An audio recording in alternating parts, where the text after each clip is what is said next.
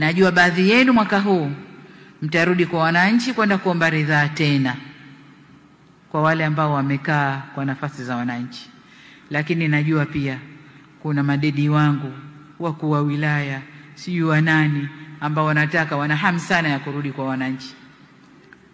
Nilimwambia katibu mkuu kiongozi, peleka circular serikali za mitaa. Nadhani waziri mmeipata. Yoyote mwenye nia ya kugombea atuambie mapema, ili tumpandishi wa chini yake ashike ile nafasi. Hatutaki pale tayari fomu zinatoka, watu wote wanakimbia kwenda kuchukua fomu, na mnatuacha serikali za mitaa hazina viongozi, hazina wasimamizi. Mnabakia kujaza watu ambao hawana experience.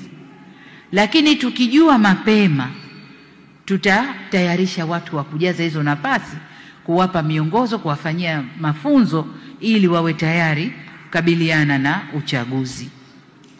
Sasa usipojisema mapema, ukija ukichukua fomu mbele, umekosa yote.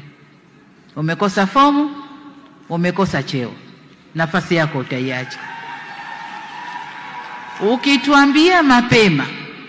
Ukituambia mapema, umekwenda kujaribu, umeshindwa, na wewe ni mzuri, tutakufikiria kurudi. Hukutuambia mapema, umekosa yote my dear. Umekosa yote.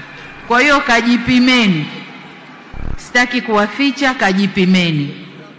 Hatutaki kufanya uchaguzi kwa kubahatisha. Tunataka kufanya uchaguzi tukiwa na watu makini kwenye field. Tukiwa na watu makini kwenye field.